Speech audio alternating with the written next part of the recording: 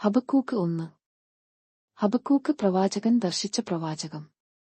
യഹോവേ, എത്രത്തോളം ഞാൻ അയ്യം വിളിക്കുകയും നീ കേൾക്കാതിരിക്കുകയും ചെയ്യും. സാഹസനിമിത്തം ഞാൻ എത്രത്തോളം നിന്നോട് നിലവിളിക്കുകയും നീ രക്ഷിക്കാതിരിക്കുകയും ചെയ്യും. നീ എന്നെ നീതികേട് കാണുമാറാക്കുന്നതും പീഡനം വെറുതെ നോക്കുന്നതും എന്തിനു? കവർച്ചയും സാഹസവും എന്റെ മുമ്പിൽ ഉണ്ടു, കലഹം നടക്കുന്നു, ശണ്ഠ ഉളായി വരും. അതുകൊണ്ട് ന്യായപ്രമാണം അയഞ്ഞിരിക്കുന്നു, ന്യായം ഒരുനാളും വെളിപ്പെട്ടുവരുന്നതുമില്ല. ദുഷ്ടൻ നീതിമാനെ വളഞ്ഞിരിക്കുന്നു, അതുകൊണ്ട് ന്യായം വക്രതയായി വെളിപ്പെട്ടുവരുന്നു. ജാതികളുടെ ഇടയിൽ ദൃഷ്ടിവെച്ചു നോക്കുവിൻ, ആശ്ചര്യപ്പെട്ടു വിസ്മയിപ്പിൻ. ഞാൻ നിങ്ങളുടെ കാലത്തു ഒരു പ്രവൃത്തി ചെയ്യും, അത് വിവരിച്ചു കേട്ടാൽ നിങ്ങൾ വിശ്വസിക്കയില്ല. ഞാൻ ഉഗ്രതയും വേഗതയുമുള്ള ജാതിയായ കൽദേരെ ഉണർത്തും. അവർ തങ്ങളുടേതല്ലാത്ത വാസസ്ഥലങ്ങളെ കൈവശമാക്കേണ്ടതെന്നു ഭൂമണ്ഡലത്തിൽ നീളെ സഞ്ചരിക്കുന്നു. അവർ ഘോരവും ഭയങ്കരവുമായുള്ളവർ, അവരുടെ ന്യായവും ശ്രേഷ്ഠതയും അവരിൽ നിന്നു തന്നെ പുറപ്പെടുന്നു. അവരുടെ കുതിരകൾ പുള്ളിപ്പുലികളെക്കാൾ വേഗതയും വൈകുന്നേരത്തെ ചെന്നായ്ക്കളെക്കാൾ ഉഗ്രതയുമുള്ളവ. അവരുടെ കുതിരച്ചേവകർ ഗർവിച്ചോടിക്കുന്നു, അവരുടെ കുതിരച്ചേവകർ ദൂരത്തുനിന്നു വരുന്നു. തിന്നുവാൻ ബദ്ധപ്പെടുന്ന കഴുകനെപ്പോലെ അവർ പറന്നുവരുന്നു. അവർ ഏവരും സംഹാരത്തിനായി വരുന്നു, അവരുടെ മുഖം മുമ്പോട്ടു ബദ്ധപ്പെടുന്നു. അവർ മൺപോലെ ബദ്ധന്മാരെ പിടിച്ചു ചേർക്കുന്നു. അവർ രാജാക്കന്മാരെ പരിഹസിക്കുന്നു, പ്രഭുക്കന്മാർ അവർക്കു ഹാസ്യമായിരിക്കുന്നു. അവർ ഏതു കോട്ടയെയും കുറിച്ചു ചിരിക്കുന്നു, അവർ മണ്ണു കുന്നിച്ചു അതിനെ പിടിക്കും. അന്നു അവൻ കാറ്റുപോലെ അടിച്ചുകിടന്നു അതിക്രമിച്ചു കുറ്റക്കാരനായിത്തീരും. സ്വന്തശക്തിയല്ലോ അവന്നു ദൈവം. എന്റെ ദൈവമായ യഹോവേ, നീ പുരാതനമേ, എന്റെ പരിശുദ്ധനല്ലയോ? ഞങ്ങൾ മരിക്കയില്ല. യഹോവേ, നീ അവനെ ന്യായവിധിക്കായി നിയമിച്ചിരിക്കുന്നു. പാറയായുള്ളോവേ, ശിക്ഷയ്ക്കായി നീ അവനെ നിയോഗിച്ചിരിക്കുന്നു. ദോഷം കണ്ടുകൂടാതവണ്ണം നിർമ്മലദൃഷ്ടിയുള്ളവനും പീഡനം കാൺമാൻ കഴിയാത്തവനുമായുള്ളോവേ, ദ്രോഹം പ്രവർത്തിക്കുന്നവരെ നീ വെറുതെ നോക്കുന്നതും ദുഷ്ടൻ തന്നിലും നീതിമാനായവനെ വിഴുങ്ങുമ്പോൾ നീ മിണ്ടാതിരിക്കുന്നതും മനുഷ്യരെ സമുദ്രത്തിലെ മത്സ്യങ്ങളെപ്പോലെയും അധിപതിയില്ലാത്ത ഇഴജാതികളെപ്പോലെയും ആക്കുന്നതും എന്തു? അവൻ അവയെ ഒക്കെയും ചൂണ്ടൽ കൊണ്ടു പിടിച്ചെടുക്കുന്നു, അവൻ വലകൊണ്ടു അവയെ വലിച്ചെടുക്കുന്നു, കോരുവലയിൽ ചേർത്തുകൊള്ളുന്നു. അതുകൊണ്ടു അവൻ സന്തോഷിച്ചാനന്ദിക്കുന്നു. അതു ഹേതുവായി അവൻ തന്റെ വലയ്ക്കു ബലി കഴിക്കുന്നു, കോരുവലയ്ക്കു ധൂപം കാട്ടുന്നു. അവയാലല്ലോ അവന്റെ ഓഹരി പുഷ്ടിയുള്ളതും അവന്റെ ആഹാരം പൂർത്തിയുള്ളതുമായിത്തീരുന്നതു. അതുനിമിത്തം അവൻ തന്റെ വല കുടഞ്ഞു. ജാതികളെ ആദരിക്കാതെ നിത്യം കൊല്ലുവാൻ പോകുമോ? ഹബക്കൂക്ക് 2. ഞാൻ കൊത്തളത്തിൽ നിന്നു കാവൽ കാത്തുകൊണ്ടു, അവൻ എന്നെയാടു എന്തരുളി ചെയ്യും എന്നും എന്റെ ആവലാതി സംബന്ധിച്ചു ഞാൻ എന്തുത്തരം പറയേണ്ടു എന്നും കാണേണ്ടതെന്നു ദൃഷ്ടിവയ്ക്കും. യഹയാവ എന്നെയാടു ഉത്തരം അരുളിയതു, നീ ദർശനം എഴുതുക, ഓടിച്ചു വായിപ്പാൻ തക്കവണ്ണം അതു പലകയിൽ തെളിവായി വരയ്ക്കുക.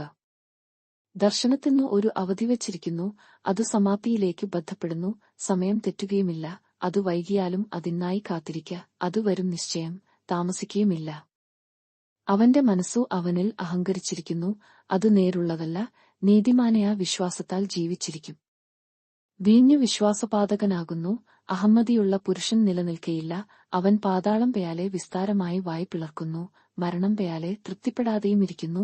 അവൻ സകലജാതികളെയും തന്റെ അടുക്കൽ കൂട്ടി, സകലവംശങ്ങളെയും തന്റെ അടുക്കൽ ചേർക്കുന്നു. അവർ ഒക്കെയും അവനെക്കുറിച്ച് ഒരു സദൃശവും അവനെക്കുറിച്ച് പരിഹാസമായുള്ളയാരു പഴഞ്ചൊല്ലും ചൊല്ലി, തന്റെതല്ലാത്തതു വർദ്ധിപ്പിക്കുകയും എത്രത്തയാളം പണയപണ്ടം ചുമന്നു കൂട്ടുകയും ചെയ്യുന്നുവെന്നു അയ്യാ കഷ്ടം എന്നു പറകയില്ലയാ? നിന്റെ കടക്കാർ പെട്ടെന്നു എഴുന്നേൽക്കുകയും നിന്നെ ബുദ്ധിമുട്ടിക്കുന്നവർ ഉണരുകയും നീ അവർക്ക് കൊള്ളയായി തീരുകയും ഇല്ലയാ? നീ പല ജാതികളെയാടും കവർ ചെയ്തുകൊണ്ടു ജാതികളിൽ ശേഷിപ്പുള്ളവരൊക്കെയും മനുഷ്യരുടെ രക്തം നിമിത്തവും നീ ദേശത്തെയാടും നഗരത്തെയാടും അതിന്റെ സകലനിവാസികളെയാടും ചെയ്ത സാഹസം നിമിത്തവും നിന്നെയാടും കവർ ചെയ്യും. അനർത്ഥത്തിൽ നിന്നു വിടുവിക്കപ്പെടുവാൻ തക്കവണ്ണം ഉയരത്തിൽ കൂടുവെക്കേണ്ടതെന്നു തന്റെ വീട്ടിനുവേണ്ടി ദുരാദായം ആഗ്രഹിക്കുന്നുവെന്നു അയ്യാ കഷ്ടം. പല ജാതികളെയും ഛേദിച്ചുകളഞ്ഞതിനാൽ നീ നിന്റെ വീട്ടിന്നു ലജ്ജ നിരൂപിച്ചു നിന്റെ സ്വന്ത പ്രാണനെയാട് പാപം ചെയ്തിരിക്കുന്നു. ചുവരിൽ നിന്നു കല്ലിൽ നിലവിളിക്കുകയും മരപ്പണിയിൽ നിന്നു തുലാം ഉത്തരം പറയുകയും ചെയ്യുമല്ലോ. രക്തപാതകം കൊണ്ട് പട്ടണം പണിയുകയും നീതികേടുകൊണ്ടു നഗരം സ്ഥാപിക്കുകയും ചെയ്യുന്നുവെന്നു അയ്യാ കഷ്ടം. ജാതികൾ തീക്കു ഇരയാകുവാൻ അധ്വാനിക്കുന്നതും വംശങ്ങൾ വെറുതെ തളർന്നുപയാകുന്നതും സൈന്യങ്ങളുടെ യഹയാവയുടെ ഹിതത്താൽ അല്ലയാ? വെള്ളം സമുദ്രത്തിൽ നിറഞ്ഞിരിക്കുന്നതുപയാലെ ഭൂമി യഹയാവയുടെ മഹത്വത്തിന്റെ പരിജ്ഞാനത്താൽ പൂർണ്ണമാകും. കൂട്ടുകാരുടെ നഗ്നത കാണേണ്ടതെന്നു അവർക്ക് കുടിപ്പാൻ കൊടുക്കുകയും നഞ്ചു കൂട്ടിക്കലർത്തി ലഹരി പിടിപ്പിക്കുകയും ചെയ്യുന്നുവെന്നു അയ്യാ കഷ്ടം. നിനക്കു മഹത്വം കൊണ്ടല്ല, ലജ്ജകൊണ്ടു തന്നെ പൂർത്തി വന്നിരിക്കുന്നു. നീയും കുടിക്ക, നിന്റെ അഗ്രചർമ്മം അനാവൃതമാക്കുക. യഹോവയുടെ വലങ്കയിലെ പാനപാത്രം നിന്റെ അടുക്കൽ വരും. മഹത്വത്തിനു പകരം നിനക്കു അവമാനം ഭവിക്കും. മനുഷ്യരുടെ രക്തവും ദേശത്തെയാടും നഗരത്തെയാടും അതിന്റെ സകലനിവാസികളെയാടും ചെയ്ത സാഹസവും ഹേതുവായി ലെബാനയാനെയാടു ചെയ്ത ദ്രയാഹവും മൃഗങ്ങളെ പേടിപ്പിച്ച സംഹാരവും നിന്നെ മൂടും. പണിക്കാരൻ ഒരു ബിംബത്തെ കൊത്തിയുണ്ടാക്കുവാൻ, അതിനാലെയാ പണിക്കാരൻ വ്യാജം ഉപദേശിക്കുന്ന വാർപ്പുവിഗ്രഹത്തിൽ ആശ്രയിച്ചുകൊണ്ടു മിഥ്യാമൂർത്തികളെ ഉണ്ടാക്കുവാൻ, അതിനാലെയാ എന്തു പ്രയോജനമുള്ളൂ. മരത്തെയാടു ഉണരുക എന്നും ഊമക്കല്ലിനെയാടു എഴുന്നേൽക്ക എന്നും പറയുന്നവന്നു അയ്യാ കഷ്ടം.